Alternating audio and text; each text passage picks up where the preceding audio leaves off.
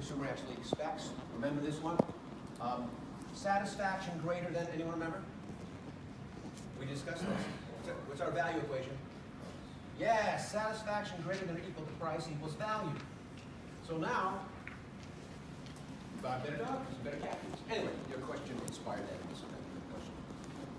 Second issue, on quantity, at line 10. Another defect is in respect to quantity. Now, read carefully. Which is known by being measured. Wherefore, if anyone knowingly, this is very important, makes use of a faulty measure in selling, he's guilty of fraud. No one ever talked about these things before. You won't find this in Cicero's De Officiis, or Cicero has other fish to fry, but still, it's amazing. So, how does this work? Really quite easily. Some years ago, some of you may know this if you're from California, your youth may not predispose you to this, but about 5 or 6 years ago, there was a bar in California. I wish I'd known about this bar, where every night between 5 and 7, you could get a 16-ounce mug of beer for a quarter, which is a pretty doggone good price. Well, somebody decided, after years, to check one of those mugs, and it turned out the mugs were only holding 14 ounces of beer, not 16. Now, in my opinion, 14 ounces at 25 cents is still a really good deal. Nonetheless, they took the guys to court. It was summarily accepted, not dismissed, but accepted, meaning it didn't even go to trial, because it was obviously a case of fraud.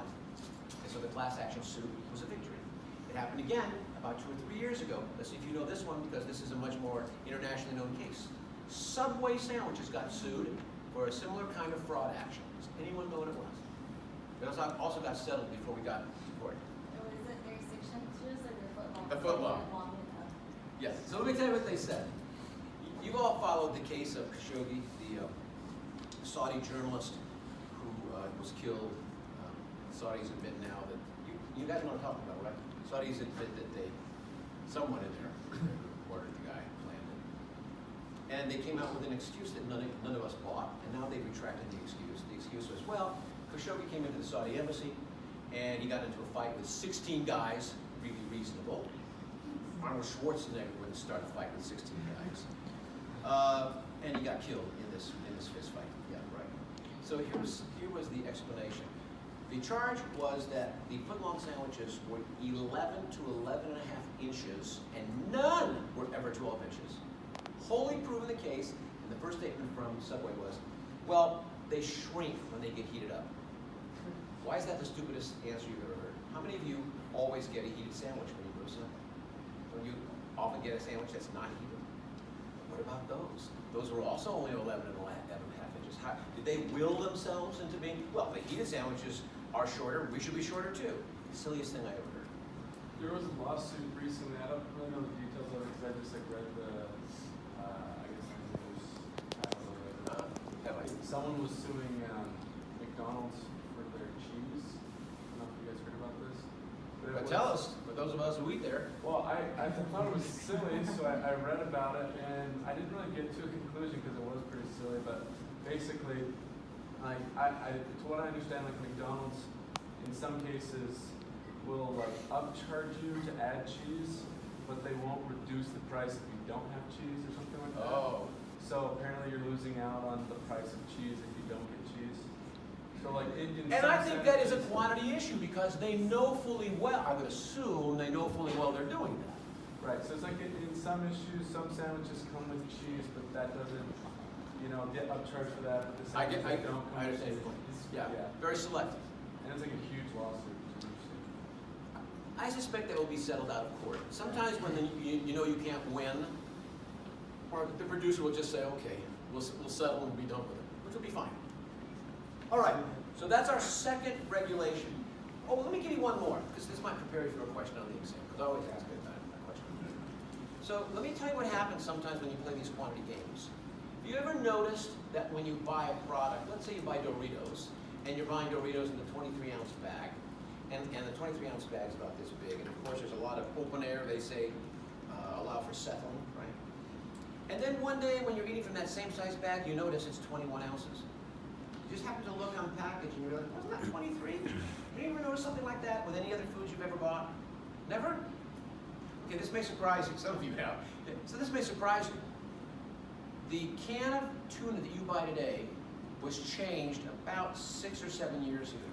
It was a little larger at that time. And at that time, that particular can had been the standard can for about 40 years.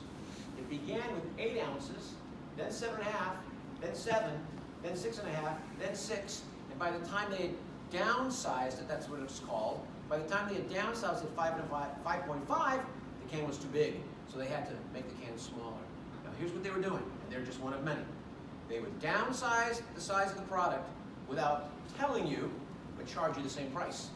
So if you were paying $1 for a can of tuna, at 8 ounces, now you get 7.5 ounces, and you're still paying $1. So what did they actually just do? They just raised the price of the product. You all see that? They raised the price of the product. Now, did they break the law because they didn't tell us? Answer, they did tell us. Where did they tell us? On the package. On the package. And the fact that they didn't tell us, you tell me folks, because this has already been adjudicated in court. Is this a case, perfect question for an exam, is this a case of caveat emptor, thank you Mr. Cicero, Dr. Cicero, Professor Cicero, or is this a case of caveat vendor? Do you understand the question? Would you like me to repeat it? Which is it? The first. Emptor. The customer is required to This do one. the due diligence, yeah. Absolutely right. Our fault. But on the other hand, they know fully well that you're not going to be looking at the content size because you're a habituated consumer. You buy on what's called impulse.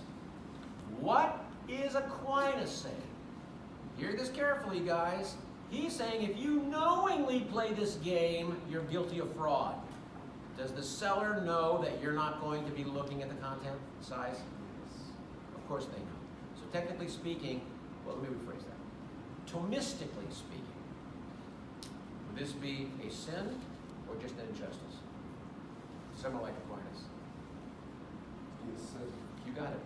You'll see the actual ruling in a second. Exactly. So I don't think St. Thomas would be very happy about downsizing today. All right, our third issue, quality. And this is really easy. If I tell you that this is going to keep my coffee warm for 3 hours, it only does it for 2 hours, then am I misrepresenting the quality? I am. Now, all we have to find out is sin or injustice. I've already put on the board. I've already put on the board that there's sin here. But look at how he states it. Cleverly. Page 199, please, at line 26. If any of the foregoing defects be in the thing sold, and he knows nothing about this, if the seller doesn't know any of it, then the seller does not sin, because he does that which is unjust materially, nor is his deed unjust as shown above. Nevertheless, he says, he is bound to compensate the buyer. What did he just invent for the first time? Now, that doesn't mean someone hadn't done it before, but he's the first to put it into print. What did he just create? When he says, if you don't like what you got, you can return your product and get all your money back. We have no word for it, though. A warranty. A warranty. Therefore, if you do any of it, it's a sin. If you didn't know it, it's certainly possible you might not know some of these things. Even if it's not a sin, you owe the buyer. You still have to pay the buyer back his money. We clear on these first two? Great, the next two are lights. All right, now we get to promotions. Advertising, sales promotions, personal selling, public relations. He doesn't know about all these things, but he knows a little bit about it. Objection at line 85 on page 199. It would seem that the seller is not bound to state the defects of the thing sold. So if we've got defects, do I have to advertise that? Do I have to say, hey, don't buy this stuff because there's 2 ounces less?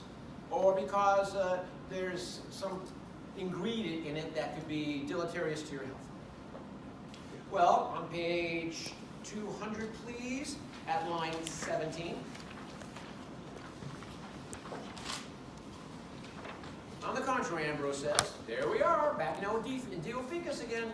In all contracts, the defects of the saleable commodity must be stated. And you just read the case that St. Thomas Aquinas read. I want you to think about this. Some of you would be wholly insensitive, I realize that.